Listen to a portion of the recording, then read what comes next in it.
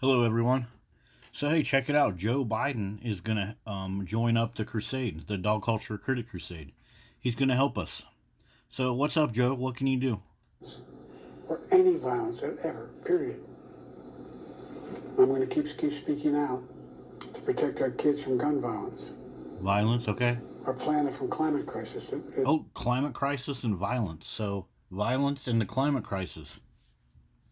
All right, Joe. Awesome. So, Joe's going to get things taken care of with all this violence and this climate crisis. So Joe, I did some playlists to help you and your team get started. Okay, Joe, what you gonna do about police dogs versus innocent citizens? So these police dogs, they're doing lots of damage. They're causing lots of violence, including that gun violence that you're talking about. Because people have to defend themselves with guns, and police sometimes have to kill dogs. Unfortunately, even their own dogs, because guess what happens? Veterinary employee attacked by a canine officer. Police dog attacks innocent bystander. Hundreds and thousands of dollars are being collected in these lawsuits for these canine bites. Vet tech attacked by canine. Police dog attacks a handler's son. Uh, Black man mauled by police officer. So, Joe, this is where you can start right here. And while you're at it, you can apologize to your fellow Americans and to your Secret Service people for allowing your dogs to send them to the hospital and bite them. You know, you kind of screwed up here, Joe. You let all these dogs that you use to get yourself into office in this dog loving country. You presented yourself as some kind of virtuous guy. You put your little puppies up here with your wife and let them chew up little dolls that look like your opponent, your political opponent. Political violence, Joe. Joe Biden. You promoted political violence in these videos by allowing your dogs to chew up Trump chew toys. And Joe Biden, you need to apologize for acting like Hitler. Hitler used this pretend love of animals to get many of his cabinet members approved and many of his policies approved. And that's what you did. You presented yourself as this just old granddad on the beach with his little puppy. Yeah, your little puppy that sent your Secret Service officers to the freaking hospital, Joe.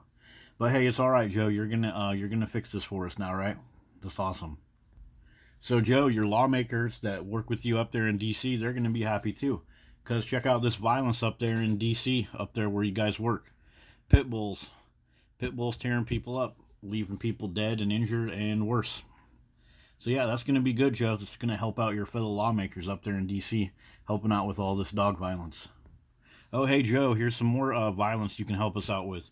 Look at all these animal shelters that are hurt by dogs. So, Joe, did your dogs go to any of these shelters whenever you had to get them all quarantined when they attacked your Secret Service people? Miami-Dade County worker bitten from dog attack. All these animal shelter workers are getting shredded up by dogs, and that's a lot of violence, Joe. And so you got to get after it. So remember, Joe, when you came into office, you had a woman vice president, and that was part of your appeal and your marketing, right? Well, dogs are constantly putting women in the hospital, and worse, they're even mauled and have the flesh eaten off of them by their dogs. So what's going on with that, Joe? Pit bull attack? That looks pretty gross.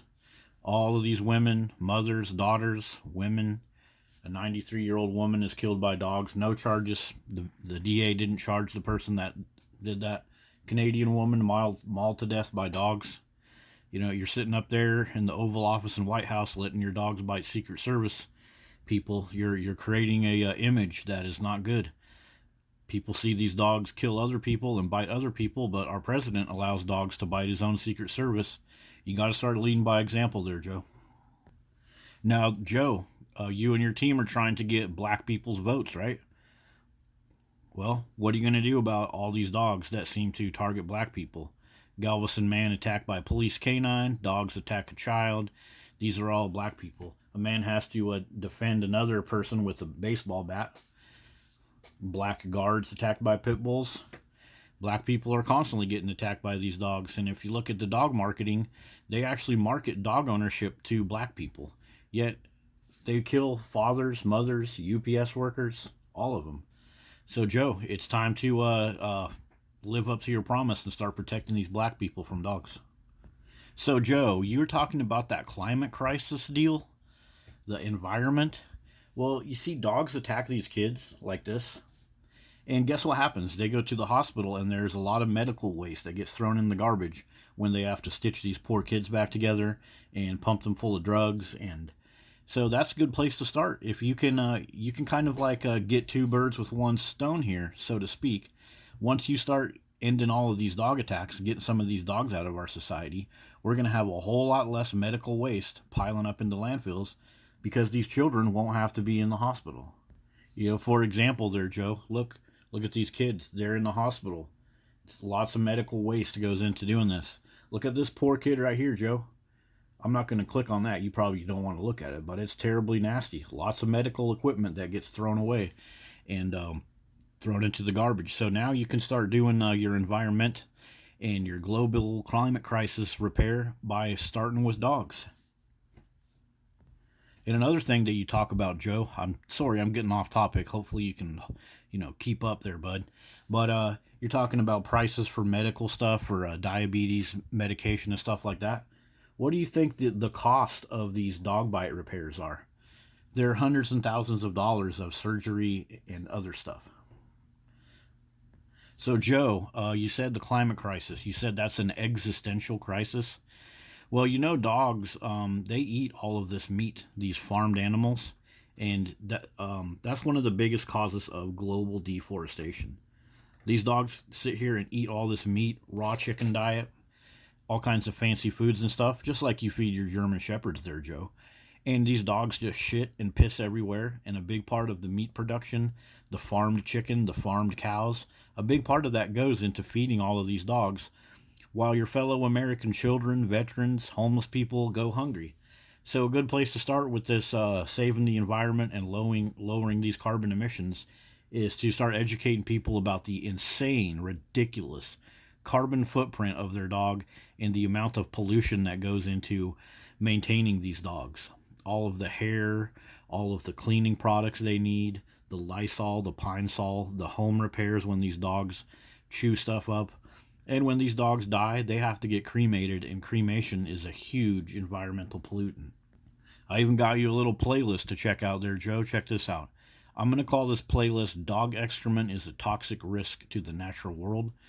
So we got a lot of good stuff in here you can check out. We got people that go to the beach and get worms in their feet, all kinds of stuff like that. So you need to go after these dogs if you really want to help with this climate crisis and all this pollution, because a huge carbon footprint goes to these dogs, and these dogs are a major pollutant of natural water areas, living areas, and all of the supposed safe spaces that are supposed to be for our little kids to play, like at the beach, at the park, and everywhere else. So yeah, Joe, it's great to have you on board with this dog culture critiquing crusade, and can't wait to see what you're going to do for all of us. See you later there. God bless America.